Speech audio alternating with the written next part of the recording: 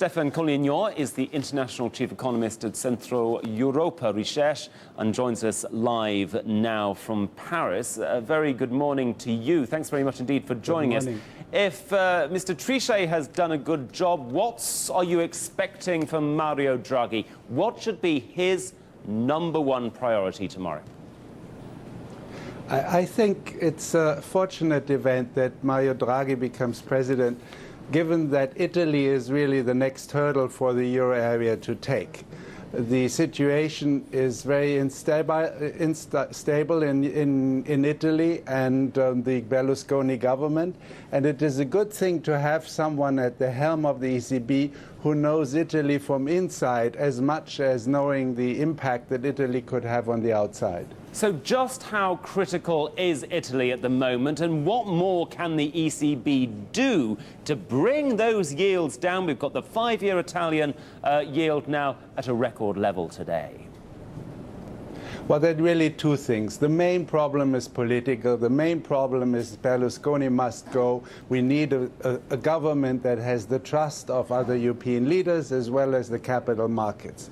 What the ECB can do is to continue what they have done in the past, which is buying government bonds, but linking that purchase to conditionalities that need to be fulfilled on the side of the Italian government.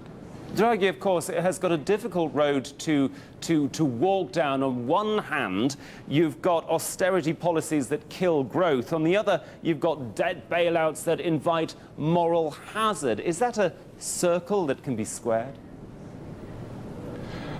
I think what it shows is the need for European governance to be strengthened. And they are now starting to talk about this. The German finance minister talked about the need to have a form of fiscal union, which would be clearly a step forward. What needs to be done is that one has more imposing and more clear rules that can constrain moral hazard, constrain governments to just go on the loose, while at the same time the central bank tries to bail out these governments.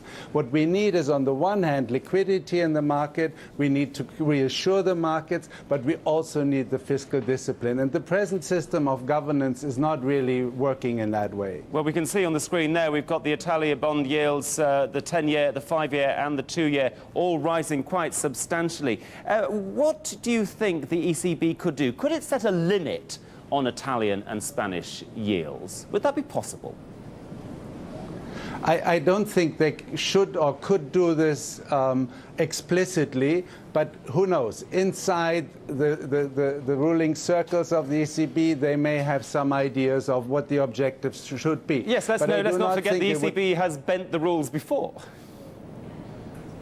Yes, but it would not be a wise thing to announce it. They can do it. They can do what they think is the right policy, but it would be wrong to announce it because it would be immediately tested by the markets. Stefan Collignon, we'll have to leave it there. International Chief Economist at Centro Europa Ricerche. I'm grateful to you. Thanks very much for giving us your insight.